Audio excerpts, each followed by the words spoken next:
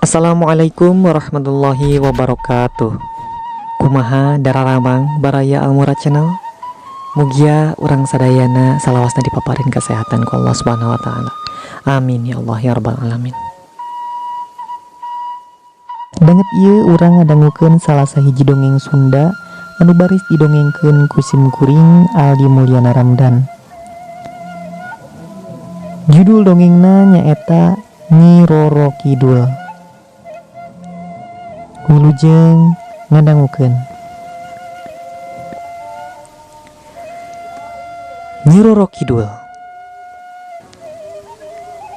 kacaritakeun prameswari Prabu Munding Wangi ngagaduhan putra istri anu geulis kawanti-wanti endah kabina-bina. Jenenganana Dewi Kadita. Saking ku gelis-gelisna eta si putri dugi kepada nyebat Dewi Srangenge. Pangna disebat Dewi Srangenge margi raraina cahayaan kawas panon poe mimiti bijil. Tekantos lami Kangjeng Raja kagungan deui putra pameget.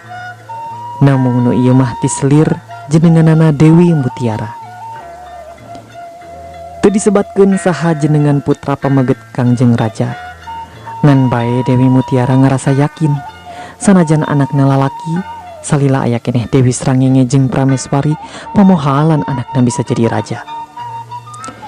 Ku kituna eueuh deui jalan lian ti duanana kudu disingkirkeun ti karajaan. Ngan kudu kumaha carana? Kabeneran aya nu ngawejaan. Ditutugan Gunung Parahu aya hiji awewe tukang tenung sakti.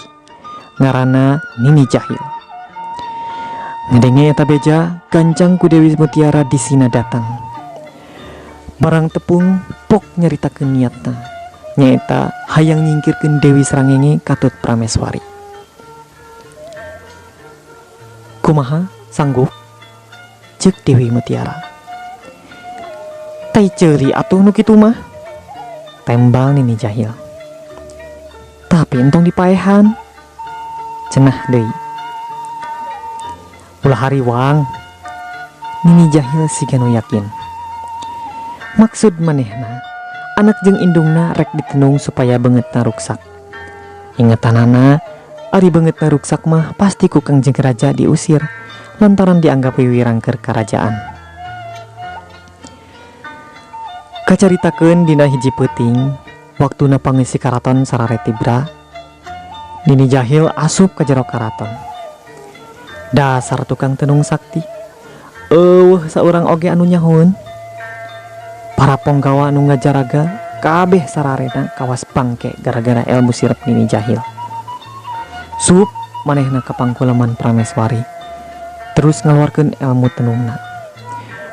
Kumatih-matihna eta ilmu tenung Nini Jahil harita keneh pameunteut prameswari pinuh ku bisul. Teu kaop katoel saeutik langsung kaluar getih campur nanah. Bauna kaambuh hanyir. Beres prameswari giliran Dewi Srangenge. Ieu oge sami sakedet netra pisan pameunteut anu sakitu geulisna robah jadi goreng patut. Pinuh ku koreng, borok jeung bisul laleutik. Sarua deui teu kaop katoel meueusan. Parijil nanah campur getih, bauna semu hangruk. Sanggeus narima buruhan Nini Jahil buru-buru balik. Tekung silila Dewi Srangenge gugah margi ngambe babauan. Sarta akhirna uninga asal latina pameunteut anjeunna. Bagating ku reuwas Dewi Srangenge ampir-ampiran ngajerit. Ras emot ka ibuna. Buru-buru digugahkeun. Nah atuh ari breh teh geuning sanasib jeung anjeunna. Pameunteuna sami ruksak sarta ngaluarkeun babauan teu pararuguh. Indung jeung anak antukna paungku-ungku samemeh sasarengan angkat ngantunkeun karaton. Pangemot nu duaan jang nanahaon aya di karaton lantaran boga beungeut beda jeung batur. Tibatan diusir ku Kangjeng Raja mending miheulaan kabur ti nagara. Duaan apruk-aprukan henteu puguh nu dituju. Sekali mangsa jog ka hiji patapan. Bubuhan Pandita Sakti pribumi langsung uninga saha awewe nu sarumping teh. Atuh teras ku anjeunna diangkan malah dianggap putra jeung putu. Mung hanjakal Ki Pandita henteu tiasa ngalandongan panyawatna. Eta rupina pangna Prameswari prek teu damang wales tug dugi ka pupusna. Kumargi terang saha nu boga dosana, Ki Pandita lajeng ngutus maung kembar sina ngahukum Nini Jahil. Duanana teu meunang balik salira tukang tenung jahat aya keneh di kieuna. Tekung silila ditutugan gunung Parahu guyur, Nini Jahil kapanggih geus jadi bangke. Beungeut jeung awakna ruksak kawas tapak kuku maung. Dikantun pupus ku ibuna, Dewi Srangenge teu kiat lami-lami aya di patapan. Wengi-wengi anjeunna rerencepan kabur. Salarasna mah Ki Pandita sanes teu uninga putu angkatna kabur ngantunkeun patapan. Namung tibatan manah Dewi Srangenge teras sedih embut bae kanu ngantunkeun, mending antep sina milari pangalaman. Saha nu terang bakal pinanggih jeung kabagjaan. Caturkeun Dewi Srangenge angkat depuguh nu dijuk-juk. Saban ngalangkungan leuweung, anjeunna ngarep-ngarep maot dihakan sato galak. Tapi sakitu mindeng pasarandog, boro-boro aya nu daek ngahakan, kalah paheula-heula nyalingkir. Duka pedah teu tegaeun nempo waruga nu sakitu ruksakna, duka teu kuat ngambebauna. Lami-lami Dewi Srangenge jog andog ka sisi basisir kidul. Kumargi ngaraos bingung kamana kedah neraskeun laku, anjeunna liren sakantenan niat ngareureuhkeun ngakat capek. Reup kulem ti beranaker. Sobot kulem sumping impenan. Anjeunna di tepangan hiji aki-aki, eta aki-aki pok sasauran. Kieu cenah. Dedeuh teuing incu aki nu geulis kedah ngalaman hirup sangsara. Ayeuna mah geragugah heg siram dina cai laut, engke sagala rupana baris balik deui sabihari. Rengse siram ulah kemana-mana, margi bakal aya satria nu ngajak nikah. Tamat aki sasauran, Dewi Srangenge gugah.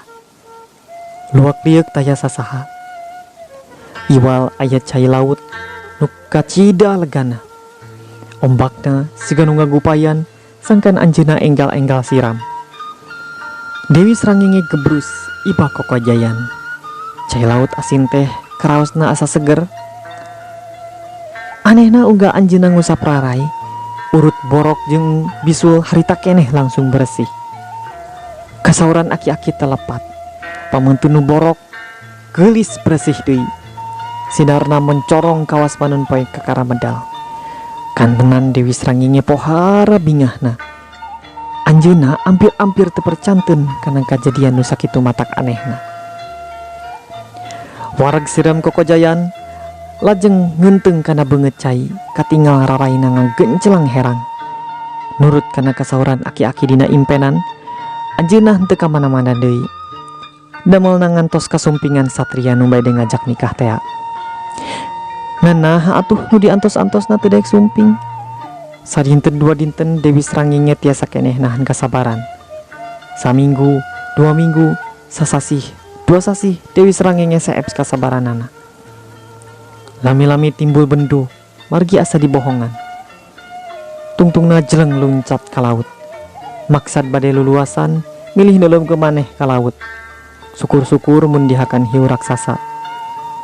Tapi cai laut kalah nyalingkir. Nya kitu pangeusina.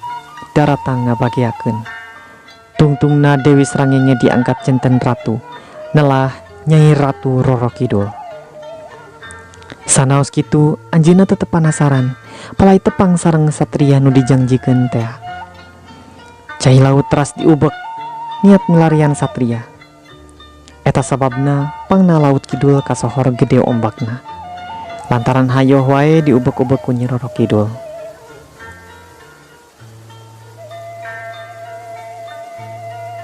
Tah, yang sakitu dongeng anu tiasa didugikeun ku Simkuring, mugia pamiasa kahibur. Tepang deui dina siaran dongeng salajengna. Hatur nuhun, wassalamualaikum warahmatullahi wabarakatuh.